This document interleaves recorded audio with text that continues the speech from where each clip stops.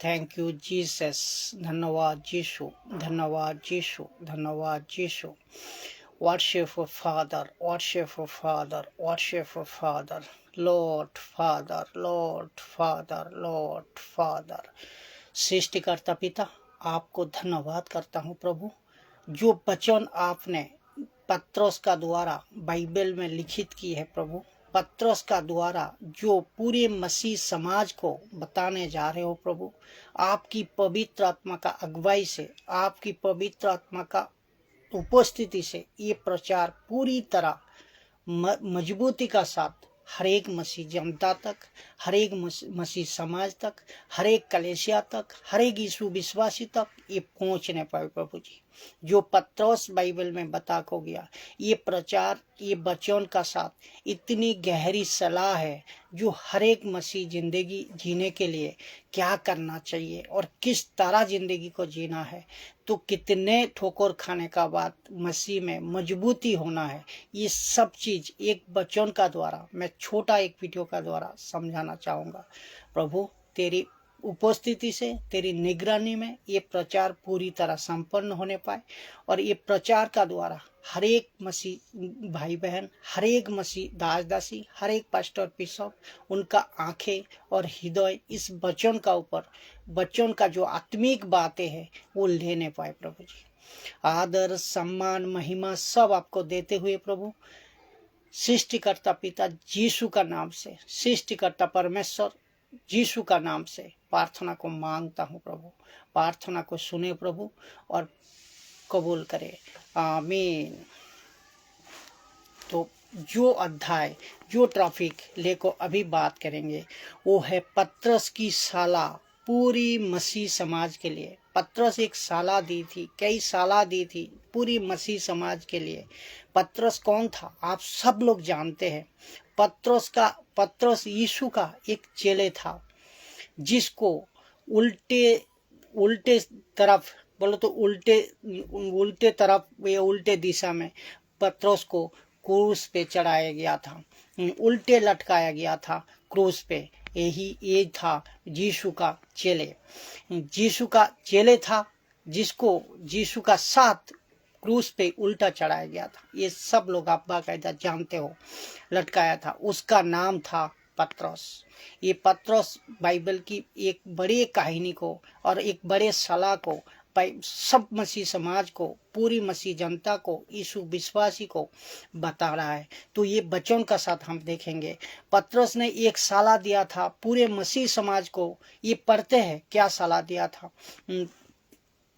दूसरा पत्रस वचन जो है, दूसरा पत्रस 3 अध्याय 11 नंबर वचन को देखेंगे। तो जब कि ये सब वस्तुएं इस रीति से पिघलने वाली है, तो तुम्हें पवित्र चाल चलन और भक्ति में कैसे मनुष्य होना चाहिए। तो आप जो मसीह जिंदगी जी रहे हो, आप जो यीशु को स्वीकार किए हो, आप जो उद्धार पाए हो, तो आपको ये पता है, पत्रस बता रहा है। तो जबकि ये सब वस्तुएं इसी रीति से पिघलने वाली है, तो तुम्हें और कितने भक्ति और गहरी से, मजबूती से अपने मनुष्य को आपको होना चाहिए। आपको कितने सख्त होना चाहिए, आपको कितने मजबूती से आपको जिंदगी जीना है, आपको कितने मजबूती से उद्धार पाने का बाद में आप पूरे जिंदगी भर जितने दिन जियोगे। ऐसा कि दाऊद का हिसाब में तो 70 साल, 75 साल, 80 साल एक इंसान का उम्र है। तो उसी हिसाब से आप सोचिए, आपका उद्धार अगर किस उम्र में हुआ मैं नहीं जानता, आप किस समय आप प्रभु को अपनाया, किस उम्र में अपनाया ये नहीं मैं जानता, लेकिन उसी उम्र से आप कैलकुलेशन करिए जो आपको बाकी जिंदगी किस तरह आप जियोगे। उद्धार पाने का बाद बाकी ज़िंदगी को किस तरह आप निभाओगे, मसीह का साथ रह को, मसीह का वचन को लेको, मसीह का आत्मिक बातें को लेको, ये सब चीज़ पत्रोस बता रहा है। तो आपको पता है समाज में कितने गंदे काम होते हैं, व्यभिचार, नशा, दारू, हजारों मुसीबत। तो इसका साथ भी आपको किस तरह मजबूती से अपना जिंदगी को गुजारना है, जो अपना जिंदगी को लेको चलना है, ये कितना भक्ति का साथ चाल चलन आपको चलना है, कितना मजबूती का साथ चाल चलन चलना है, ये पत्रोस बताना चाह रहा है। तो मैं चाहता हूँ हर एक मसीह जनता को, हर एक मसीह भाई बहन को जो यीशु को विश्वास किए हो, तो इन सब को मैं बताता हूँ जो कि कैसे मनुष्य हो। तो ये सब चीज़ वस्तु ये पिघलने वाला है, ये सब आप जानते हैं। जानने का बाद भी आप जैसे चाल चलन को किस तरह और प्रभु में मजबूत करना, किस तरह और यीशु में मजबूत करोगे, ये आपका ऊपर चुनाव है, ये आपका ऊपर भरोसा है, आपका ऊपर चुनाव है, आप किस तरह इसको जियोगे। तो 12 नंबर वचन को देखते हैं। तो और परमेश्वर के उस दिन की बाट किसी रीति से उस दिन का बाद किसी रीति से जोना चाहिए, और उसके जल्द आने के लिए कैसे जतन करना चाहिए।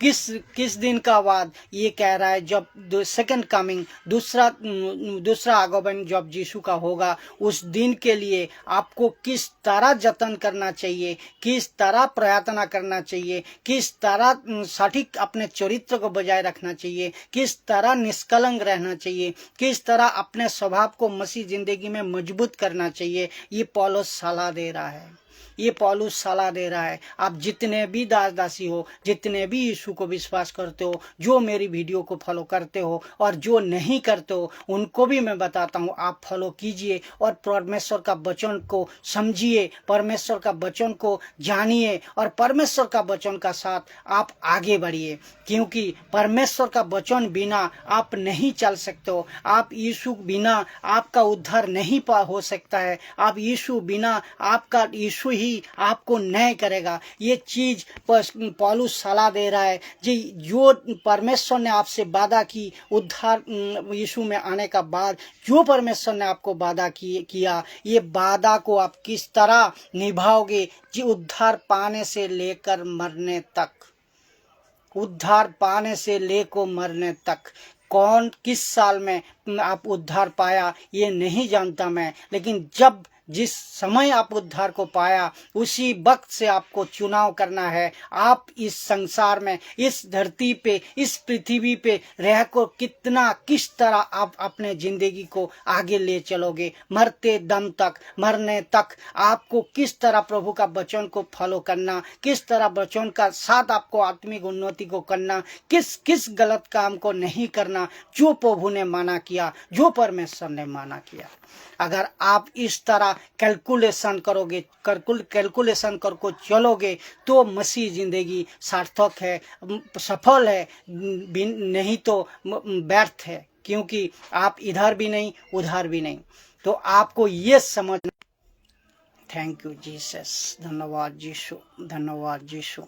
तो दूसरा वचन कह रहा है, और परमेश्वर के उस दिन की बाट किस रीति से आप जियोगे, किस रीति से जोना चाहिए, और उसके जल्द आने के लिए कैसे आप जतन करोगे। आप प्रभु यीशु ने जल्द आए, प्रभु यीशु ने जल्द इस धरती पे आए और पूरी साम्राज्य प्रदान करे, और जल्द इस धरती में आको पूरी समाज को और इसका न्याय करे। तो इसके लिए पूरे मसीह समाज को, यीशु को मानने वाला को और यीशु भाई बहन को, हर एक चर्चों को पत्रोस ये बताना चाह रहा है आपको कितने सतर्क रहना है, आपको कितने। थैंक यू जीसस, जिसके कारण लिखा है, जिसके कारण आकाश आगे आग से पिघल जाएगा, जिसके कारण जब अंत का टाइम आएगा, जब प्रभु का आगमन होगा, जब यीशु का जीसस का सेकंड कमिंग होगा, दूसरा आगमन होगा, यहाँ लिखा है जिसके कारण आकाश आग से पिघल जाएंगे। जो आकाश वर्शिप फादर लॉर्ड फादर, जिसके कारण आकाश आग से पिघल जाएगा और आकाश के कण अर्थात तारे बहुत ही तप्त होकर गल जाएंगे।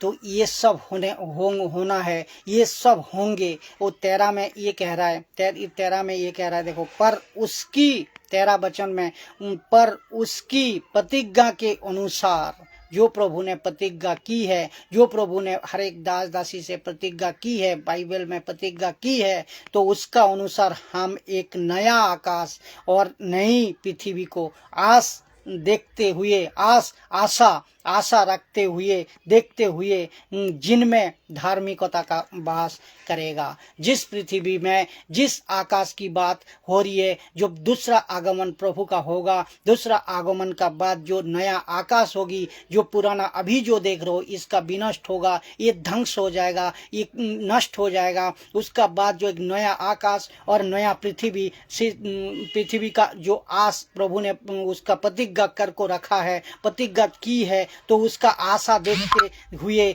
जिनमें धार्मिकता वास करेगी, सिर्फ धार्मिकता वास करेगी, दूसरा कुछ नहीं। तो कितनी गहरी पॉइंट है को आपको किस तरह मसीह जिंदगी जीना है, ये आप तय करना है। मसीह में आना तो आसान है, लेकिन मसीह जिंदगी को जीना, मजबूती का साथ जीना, वचन का साथ जीना, परमेश्वर का शिक्षा का साथ जीना, समाज से दूर रह कर जीना, समाज का जो गंदगी है, समाज का जो गलत चीज है, उससे दूर रह को आपको जीना है।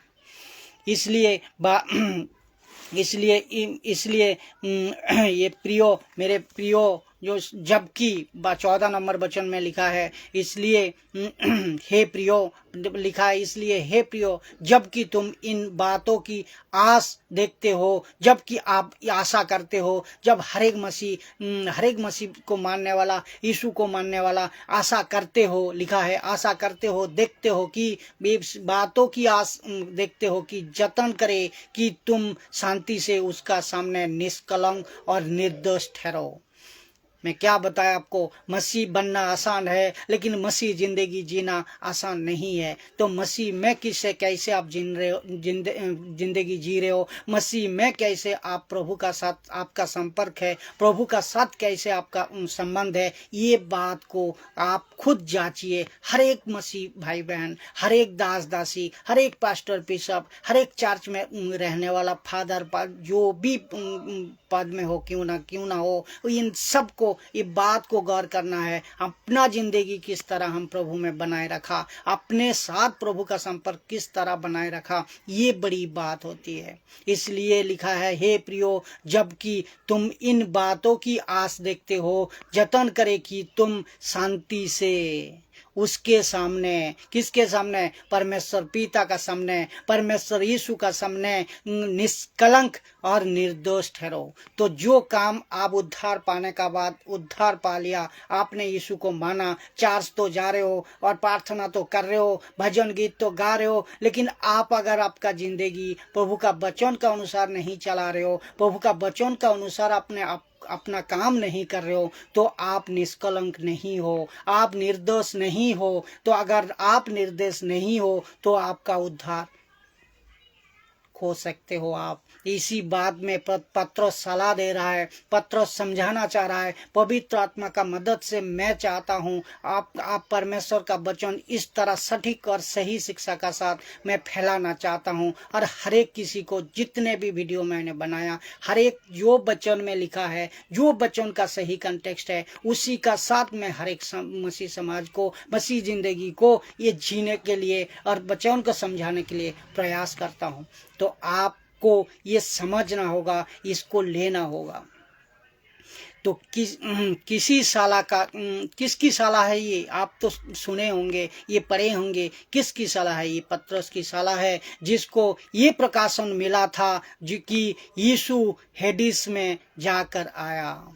यीशु हेडिस में जाकर आया, पतरस को ये प्रकाशन मिला था। और पतरस आप सबको, पतरस हर एक कलेसिया को, पतरस हर एक मसीह जनता को, पतरस हर एक विश्वासी को सब ये साला देना चाह रहा है। और आज मैं इस प्रचार का द्वारा एक प्रभु का दास होने का नातिक, प्रभु का बेटा बेटी होने का नातिक, मैं इस प्रचार को और मजबूती का साथ करना चाहता हूँ। आप लोग जितने भी फॉलो करते हो, आप लोग जितने भी वीडियो को देखते हो, इस वीडियो का द्वारा आपका आंखें खोले, आपका हृदय को जागे और आप समझ पाओ पतरस कहना क्या चाह रहा है और आपको मसीह जिंदगी किस तरह जीना है।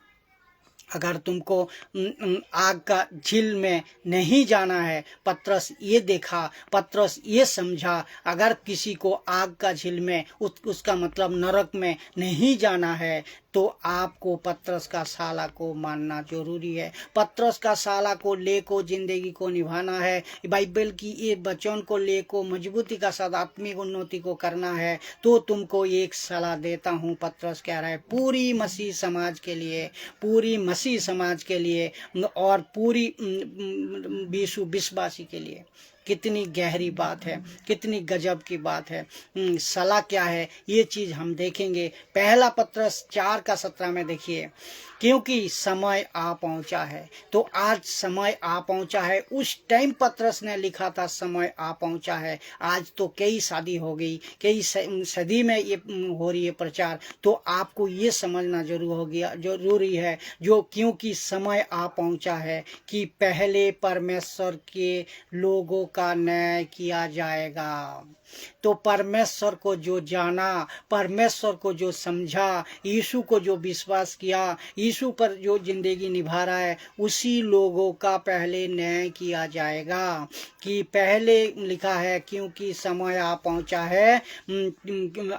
है कि पहले परमेश्वर के लोगों को न्याय किया जाएगा। और जबकि न्याय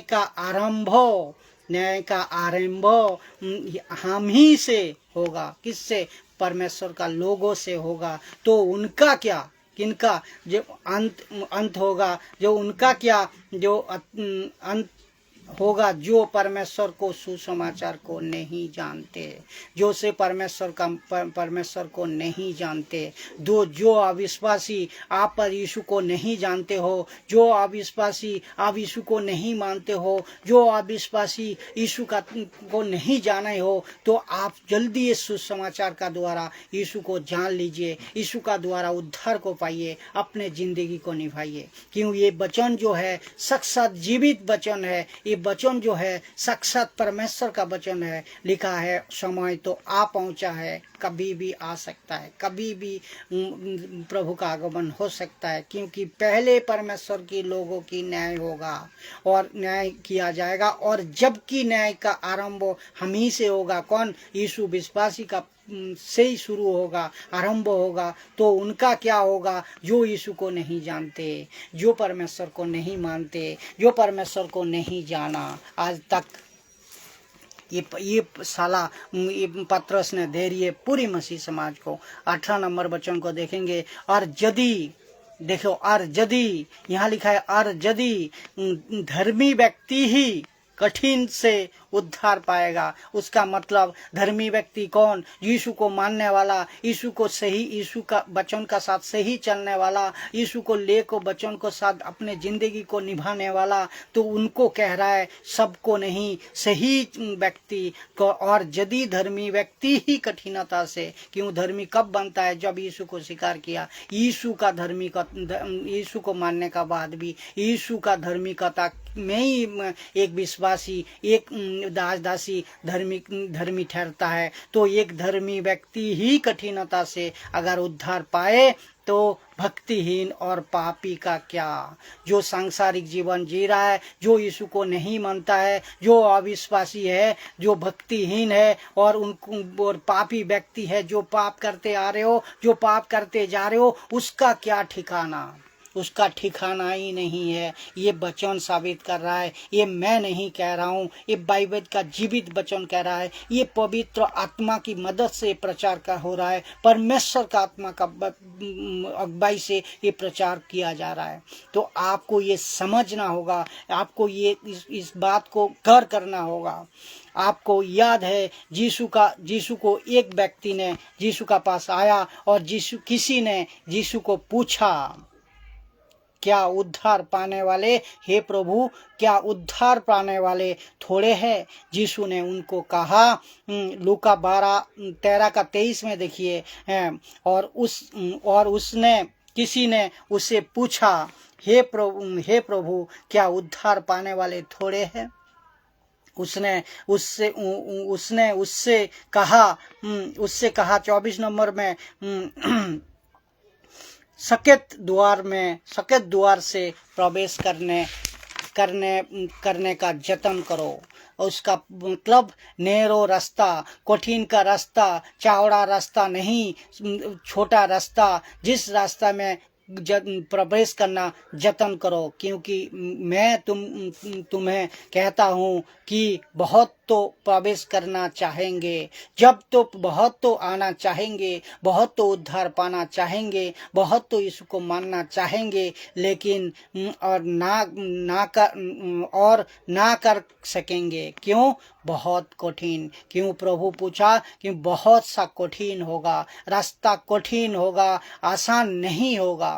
तो सब तो मसीह जिंदगी जीते हैं, सब तो यीशु को मानते हैं, सब तो यीशु को जानते हैं, लेकिन जो परमेश्वर का वचन का साथ सही रास्ता पे, नैरो रास्ता पे, कठिनाई का जिंदगी अपने साथ परमेश्वर का संपर्क को मधुर कर को, मजबूती कर को वचन का साथ चल रहा है, उसी को ही उद्धार मिलने वाला, उसी को ही उद्धार। वो भी अंत तक आपको धीरज रखना है और अंत तक इस रास्ते पे चलना है, इस रास्ते पे चलते जाना है, भटकना नहीं।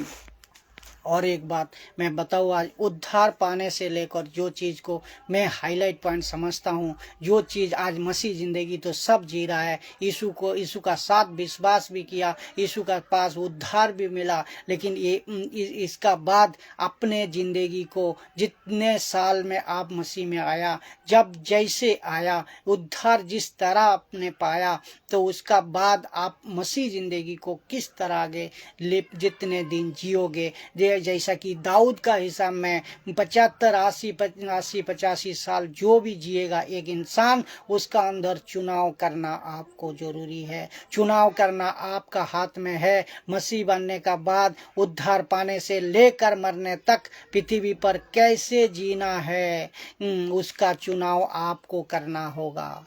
अगर आप नहीं किया तो आप उद्धार से भी बिगड़ सकते हो, आप उद्धार आपका खो भी सकता है। तो एक ही चर्च में आप जा रहे हो, एक ही पास्टर आपको सिखा रहा है, एक ही बाइबल है, एक ही यीशु है, लेकिन इसका बावजूद भी आपका अगर उद्धार पाने का बाद मरने तक जिंदगी को किस तरह परमेश्वर का वचन का साथ ले को चलोगे, आपको चुनाव करना है। आप जैसा मर्जी जिंदगी जी रहे हो, जैसा मर्जी खाना खा रहे हो, जैसा मर्जी ड्रेस पहन रहे हो, कैसे जाना है, किसको क्या कहना है, किस तरह बोलना है, कैसा मर्जी कह रहे हो, ये सब चीज को आपका एक परमेश्वर का वचन का साथ मिला को करना है। परमेश्वर का वचन का साथ इसको टैली कर को आपको मसीह जिंदगी जीना है, तभी आपको ये उद्धार बरकरार रहेगा। क्योंकि अगर इस तरह आप चुनाव नहीं किया, इस तरह अगर आपने मसीह जिंदगी में आने का बाद भी आप गलत कर रहे हो, आप आने का बाद भी आपका अंदर लालच है, आपका अंदर हिंसा है, आपका अंदर क्रोध है, आपका अंदर घमंड है, आपका अंदर पैसा का लालच है और नशा है, दारू है, व्यभिचार है, जो कुछ भी आपका मन में है करते जा रहे हो, तो आना नहीं आना ये एक ही बात है। आया तो सही आओ, यीशु कह रहा है, आना तो पूरे आओ, नहीं आना तो पूरे जाओ, जाना तो पूरे जाओ संसार में। जिस तरह आप जिंदगी जी रहे जी लो, जिस तरह आपको पसंद है उस तरह जी लो। आप 70 साल 75 साल जितने आपका तय है उतने दिन जी लो, लेकिन जीने का बाद आपको न्याय यीशु ही करेगा। तो ये चीज आपको समझना होगा। मसीह में आया, लेकिन मसीह में आना काफी नहीं है। मसीह जिंदगी को मजबूती का साथ, परमेश्वर का वचन का साथ लेकर चलना सबसे बड़ी बात है। तो जैसा कि आज मैं बताता हूँ, किसी से सुना, चर्च में तो आते हैं, चर्च में तो आते हैं, लेकिन जिंदगी को किस तरह अपने मर्जी से जी रहा है, अपने मर्जी से कर रहा है। आज खाली सिर्फ चर्च आने से नहीं, खाली सिर्फ प्रार्थना करने से नहीं, खाली सिर्फ भजन गाने से नहीं, आपको मसीह जिंदगी वचनों का साथ जीना है। तभी आपका उद्धार बरकरार रहेगा, क्योंकि प्रभु का वचन ये कहता है। तो क्या उसका मतलब क्या? मसीह जिंदगी जीना और काफ़ी नहीं है, और मसीह में सही तरह अपना जिंदगी को परमेश्वर का वचन का साथ लेकर चलना, ये सबसे बड़ी बात है। और ये मैं ये चाहता हूँ हर एक मसीह जो आप लोग मुझे भी फॉलो करते हो और वीडियो को देखते हो, मैं हर एक मसीह समाज के लिए कह रहा हूँ, आपको परमेश्वर का वचन का साथ आपको अपना जिंदगी को जीना है। परमेश्वर का वचन का साथ आपको अपना हर एक वचन अपने अंदर लागू करना है। इसका द्वारा आपको जिंदगी को आगे बढ़ाना है, और जितने दिन जियोगे उतने दिन बरकरार रखना है।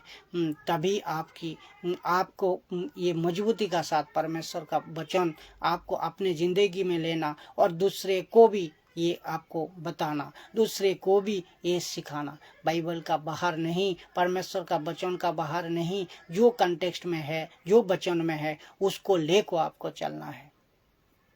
सबको जय मसीह की। छोटे वीडियो के लिए, फिर अगले वीडियो के लिए आप सबको स्वागत करता हूं। प्रभु यीशु मसीह आप सबको भला और चंगा रखे, और आप सब लोग आत्मिक उन्नति करते जाए, और सब लोग हर एक चर्चों, हर एक दासी, हर एक पास्टर बिशप, हर एक दुनिया का हर एक इंसान, विश्वासी अविश्वासी, सबको प्रभु की आशीष सबका ऊपर बनाए रहे, मैं ये प्रार्थना करता हूँ। और आप सब लोग जितने हो सके वीडियो को शेयर कीजिए, जितने हो सके वीडियो को एक्सप्लेन दूसरे तक फैलाइए, जिसका द्वारा हर एक मसीह, हर एक मनुष्य तक, हर एक इंसान तक वचन, परमेश्वर का वचन पहुंचने पाए और अपने जिंदगी को परिवर्तन करने पाए। जय मसीह।